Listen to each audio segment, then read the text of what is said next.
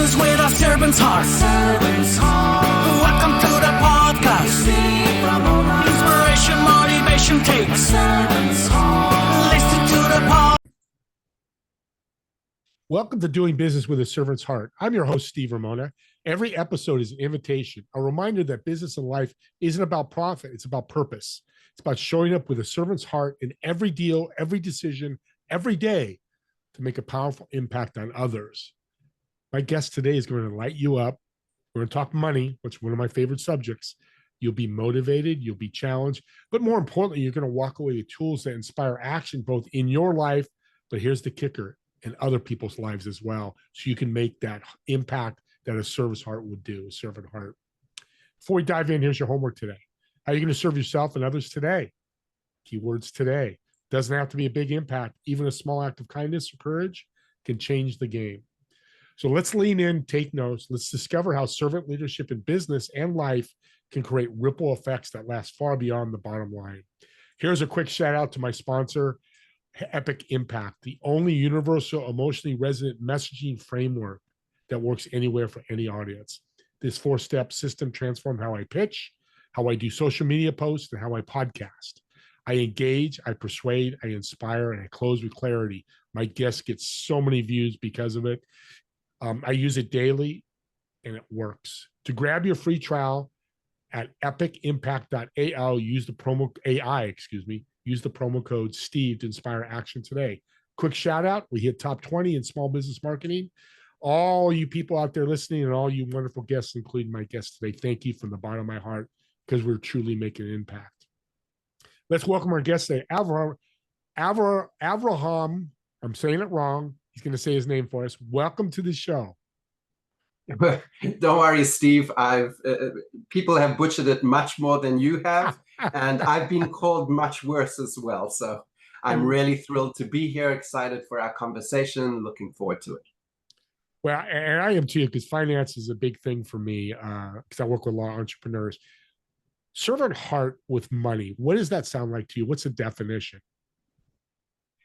Well, I love this expression, servant heart. So I'll just take you to my book for a moment. I wrote a book. It's called Stress Less, Prosper More.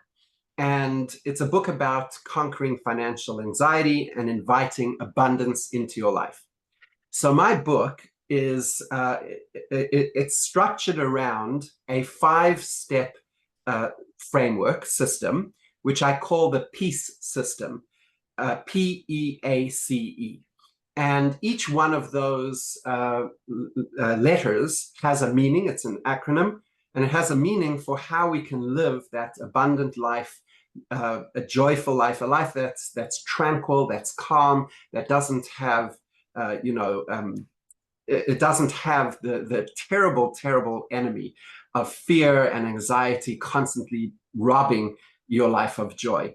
And the last letter, E, in the acronym PEACE, stands for empathy. And I think that's where my book and your podcast and the incredible work that you're doing, I think that's the intersection. It's on the empathy part. So there was a researcher, her name's Dr. Conrath, and she did research about empathy, and she published her study in 2011. She did her research in 2009, and in 2009 the ability for college age students in 2009 to feel empathy for the other was 40% lower than it was in the 1970s. 40% lower. So we weren't creating servant leaders. We weren't creating people who were empathetic, who could understand where their followers were and how to uplift their followers. Luckily, fortunately, she redid the study in 2024, so a couple of years back, a year and a half back.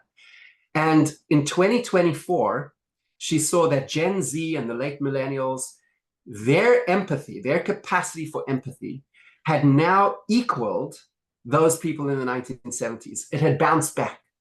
And what that tells me is that empathy, our ability to be servant leaders, is not a fixed trait.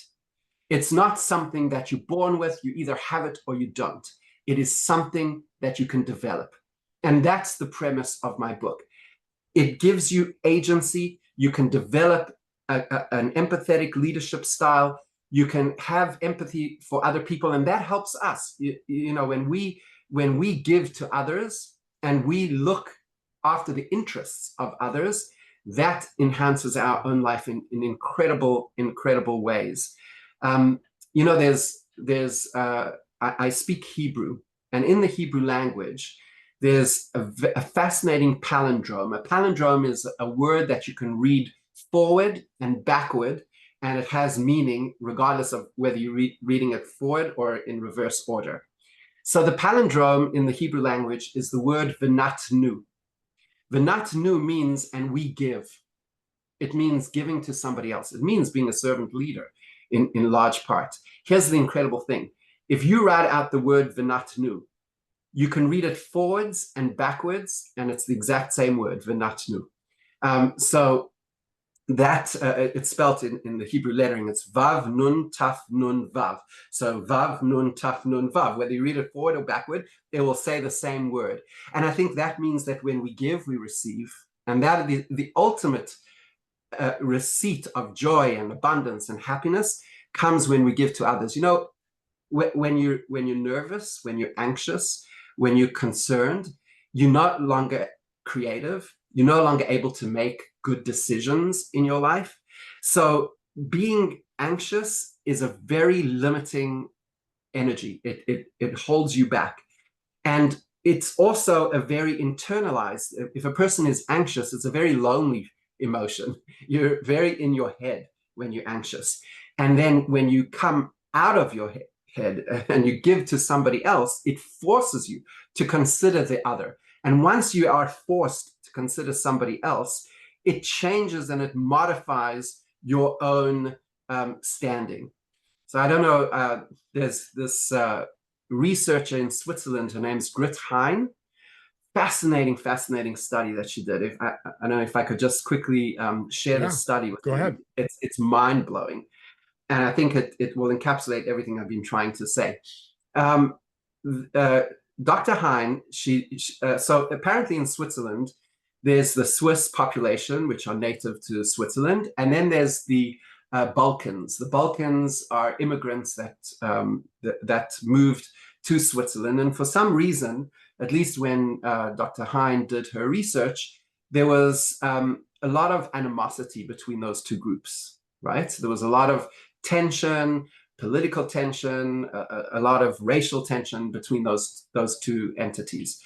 And so what she did is she took participants in her study who were both Swiss and Balkan, and then she showed them a video of an actor. They didn't know. They thought it was somebody who was actually getting an electric shock.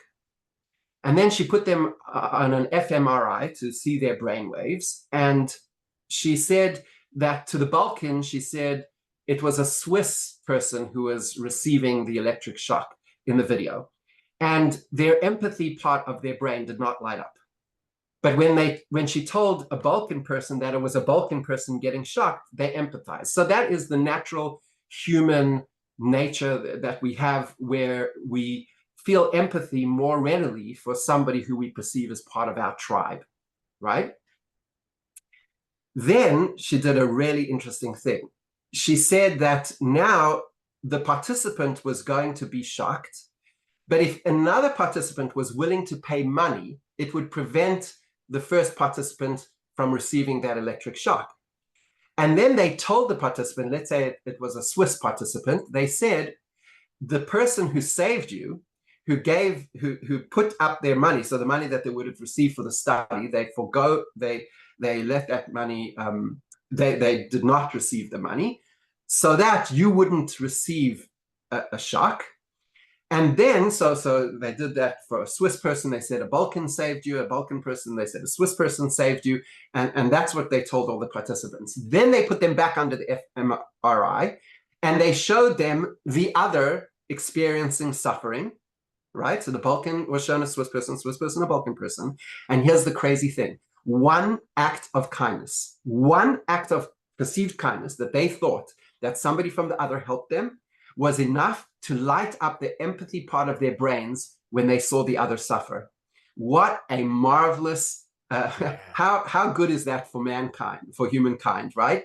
That now we have the ability to heal the rifts that divide us just by being concerned about the other. And I think that ties in very closely to servant leadership. Of course, you feel welcome to correct me. You are the expert. Oh, no. It's absolutely right. That's exactly. And that just proved it.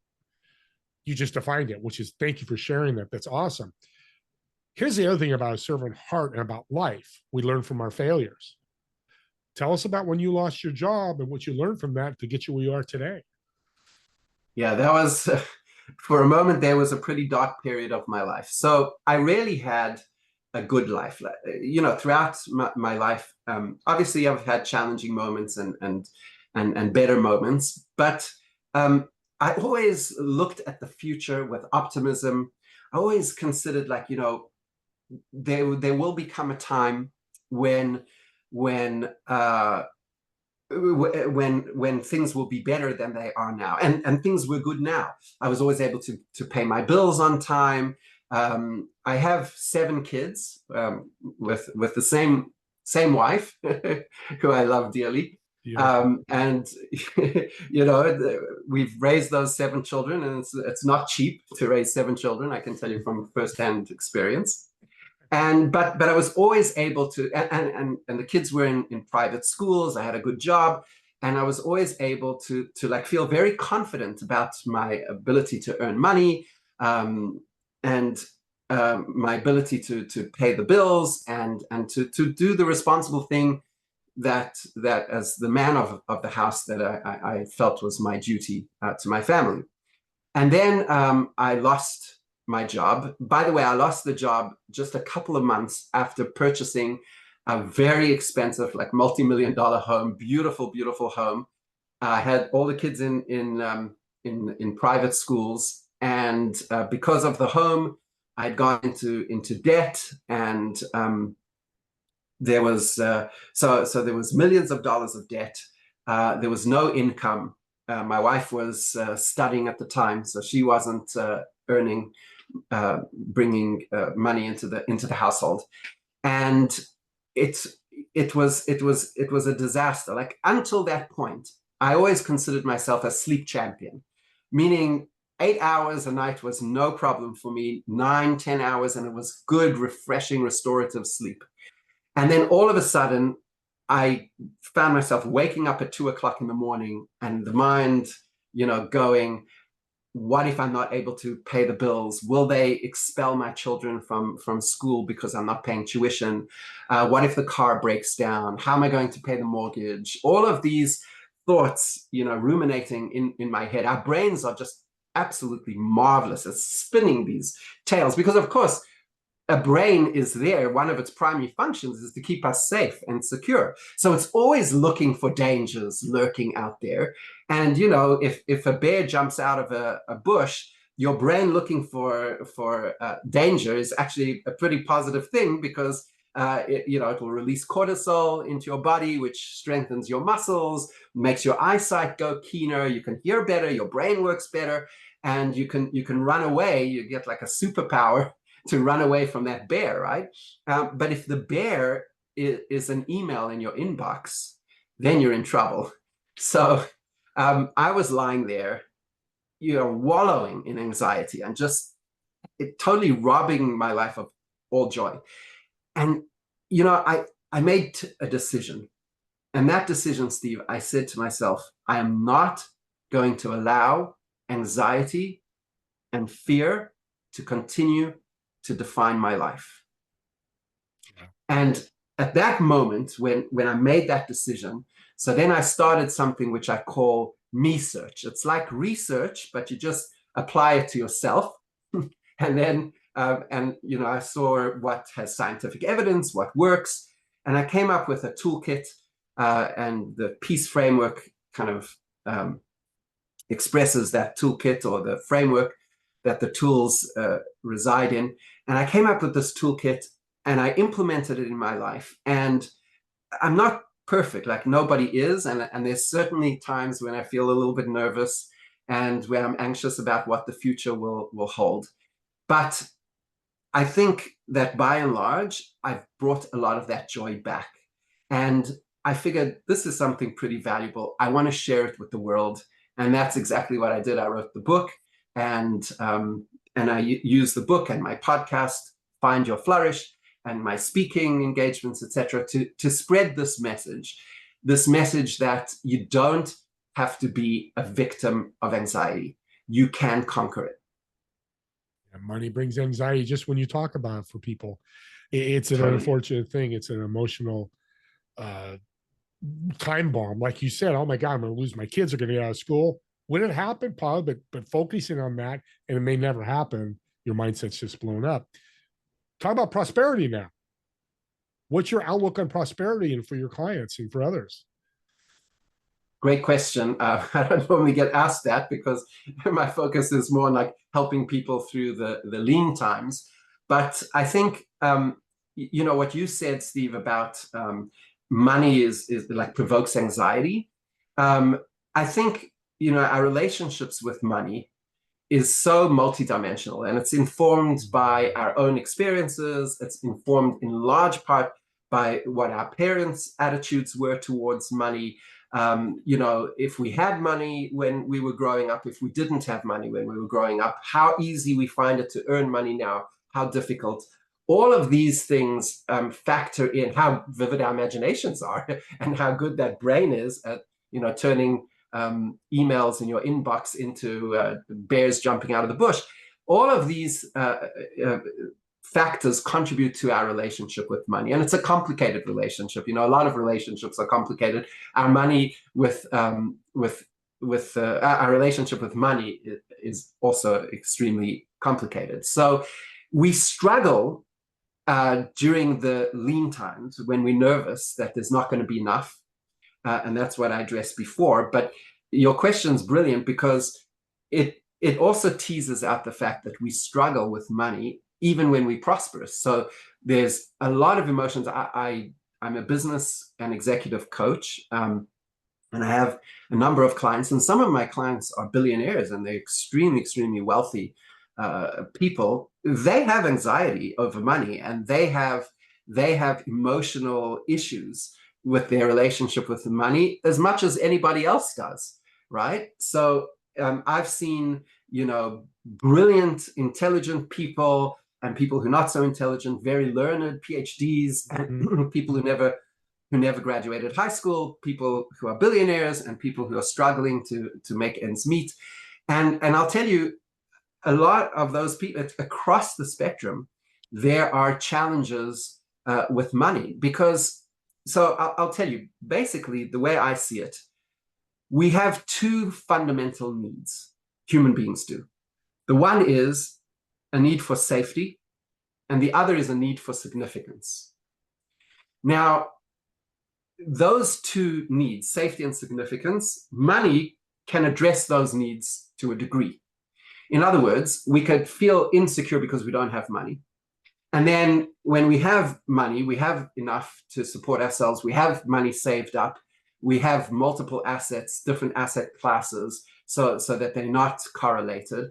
When we're in that stage, those people who are fortunate enough to be in that stage of life, they have perhaps safety, but they still want significance. That's why you'll see billionaires who have more money than generations could ever spend. I mean, there's just not enough things to purchase, you know, to spend for an Elon Musk or a Jeff Bezos to spend all of their money. There's just not enough things out there, assets out there that you could acquire, and nor do they want to even. At a certain point, that is not the thing. It becomes more significance.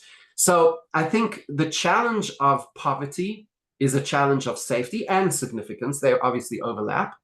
And the challenge of prosperity is also a challenge of, it's also a challenge of safety and also a challenge of significance. You know, one of my clients, when we meet in person, he comes with a whole team of bodyguards, you know, to bring him in. So I don't know that he has a sense of safety I think I feel more safe than he does. Yeah. And so I think across the spectrum, whether you're prosperous or a person's not prosperous, safety and significance are still issues that we have to constantly deal with and work throughout our lives. Well said. That's from a servant's heart, being aware. And what a story. You went from, I don't know, my kids are going to stay in school. Are they going to get expelled, to today you're working with billionaires? That is a turnaround that needs to be celebrated. I celebrate that because it can happen to anybody. You did it, anybody else can do it. I always tell people, we're not special, but we took action. That is what you did. That leads to a word I love with the servant's heart, and I believe in, this gratitude. How does that play with money? Great question again. So in the PEACE framework that I described earlier in my book, the PEACE, so the A stands for acknowledgement and appreciation. It's the gratitude component of the 5 steps. And gratitude is a very powerful, if a person is struggling with anxiety, if a person is nervous about something, gratitude journaling has been scientifically proven. That means just taking a journal and writing down several things that you're grateful for. And it's crazy because the human mind cannot entertain gratitude and anxiety at the same time. You've got to choose between one of those 2 things. So it's really powerful. In the book, I tell this story, which I corroborated. It's a verified story. I mean, it actually happened. But like I tell people, I only really make up true stories. But this is a true story which I didn't make up. This individual heard that there's a practice. This is like an extreme, black belt version of gratitude journaling. And this practice is that you write down every day 100 things that you're grateful for. 100 things. Okay, I've never done that, but apparently there's people who do it. And the protagonist of the story, which I bring in the book, he had heard about this practice that you do 100 things that you're grateful for every day. So he decided he's going to do it at least once, right? So he sits down, and I'm telling you, this is what would happen, what you would anticipate. The first 10 to 15 just like flows easily. Obviously, he's appreciative for his family. He has gratitude. He's thankful for his health. He's thankful for the country that he lives in, etc. So he gets like the first 15 go easily. Then it starts slowing down a bit. Once he hits about 50, 55, it's like he has to really like rack his brains to write another item that he's thankful for. Anyway, he perseveres and he gets to the 99th thing, and he writes 99 things that he's grateful for. And now he's racking his brain. What is going to be that 100th thing? And he's like, what? Everything that he is grateful for is put on paper. 99 things already. That's pretty impressive, by the way. Yes. I don't know if most people could do that. And he's like, I can't do that. Like, I don't know what's that 100th thing. And then he remembers something. He was born in Argentina. And therefore, because he was born in Argentina, he knows how to speak Spanish. So the 100th thing that he writes in his journal is, I know how to speak Spanish, and I'm grateful for that. Now, the next day, he works for an investment bank in New York, in Manhattan. And he goes to work, and he arrives at work, and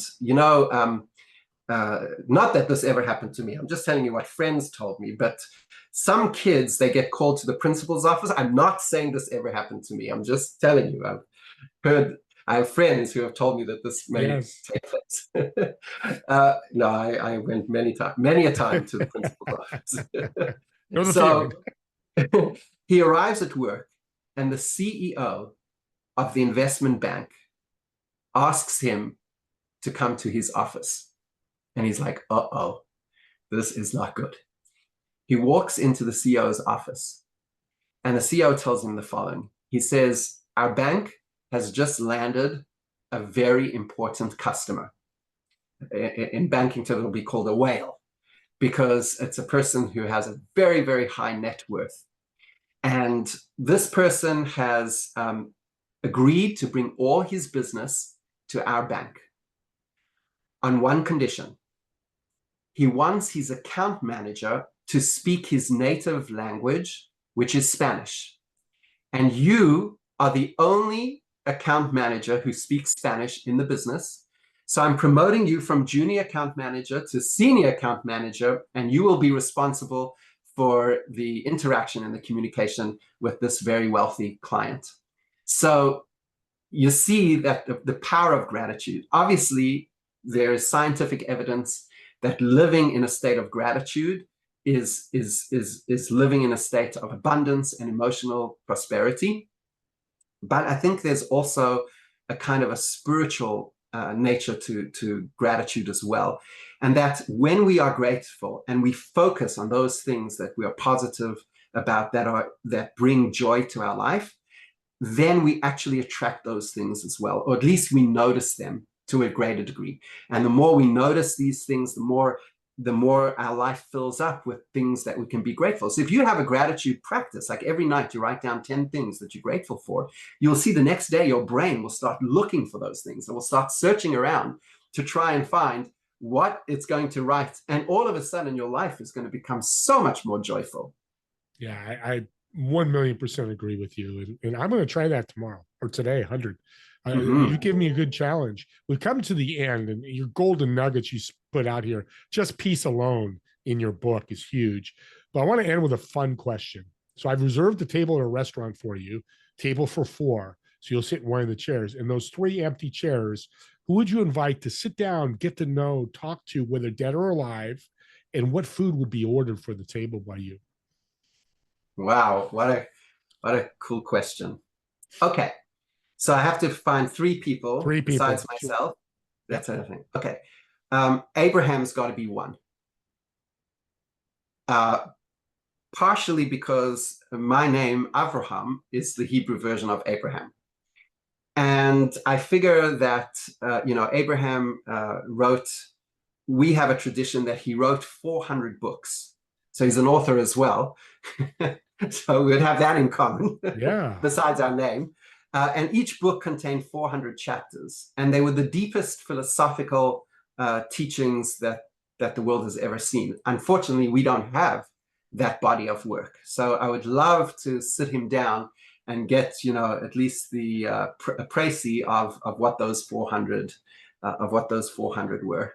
The other person I would sit there is Maimonides. I think I would want to meet Maimonides. Maimonides was a mid-century sage. He was a doctor. He wrote medical texts, and they are considered way advanced for his time. He wrote on Jewish law as well. And he was a real kind of, I guess, Renaissance man before the Renaissance happened, even. Some pre-Renaissance Renaissance man. He would be number 2. Number 3, I want to say probably 3. The reason I'm hesitating is not because I'm having trouble coming up with one. I have like 10 other people I want to invite. This is a very exclusive party, and it's very hard to like who shouldn't come, who shouldn't attend. But I think probably Einstein would be number 3. I would want to pick his brain or a little part of it, tiny part of it. Smart guy. Yeah. What food would you order? Food. Okay, so for Abraham and Maimonides, it would have to be kosher. For Maimonides, it's actually easy because he wrote in his texts what healthy eating is. And healthy eating, pretty much as Maimonides describes it for his age, I think nutritionists today might find themselves in a lot of agreement with him. So I don't think we would be able to have any processed food, anything which wasn't a food 100 years ago. I don't think their stomachs would be able to stomach it, no pun intended. So yeah, it would have to be kind of a very natural, organic foods that are kosher. And for Einstein, I see. Let me think. Einstein, I want to go the opposite. I think he would be like, he would want to taste some new food that he would never have tasted before, because he was like a real, he broke the boundaries and the barriers and everything. So I don't know if he ever tasted pizza, or maybe give him a good pizza. Yeah. What? New stuff. Something, I love it. Yeah. yeah, That's something cool. modern. Even though it's unhealthy, I'll like warn him before, just eat in moderation. But here's something that you never had at your time, Right. and we've come up with that. No, this is fantastic. What an incredible show. And you made money easier in my eyes. I'm sure other people's eyes. I know people Awesome. listening want to learn more. Where can they get the book? Where can they see the podcast? And how can they connect with you? Sure. Thank you. I would love to connect with people. So the easiest way to connect to me is through LinkedIn, Avrohom Jacks. That's Avrohom Jacks. My website is www.rabbijacks, that's RABBIJACKS.com. And from the website, you can find the book and my speaking and media, and all of that is found off the website. Yeah. Hire them to speak. And you told me at the beginning of the show, you like to make complex simple, and you did that with your connection. You made it very simple. So you lived to your word. Thank you. God bless you. And thank you again. Thank you for taking God bless you. This was fun. I would love to do it again sometime. Yeah, absolutely. We could definitely have them back, because money we can always talk about. And audience, subscribe to the YouTube channel. And here's why. This is a gift what Rabbi gave us, a gift on money, prosperity, anxiety, his book. Share it with other people. If they get impacted, you've just given a gift. What did he say earlier? Give to receive. Give. And that's what podcasts are in my eyes. And it doesn't have to be this podcast. Any other podcast, subscribe to them. And when it resonates with you, share it with them. Me and Rabbi both want to thank you all for watching or listening to this podcast. And we'll see you all in the next episode of Doing Business with a Servant's Heart. Have a great day, everyone.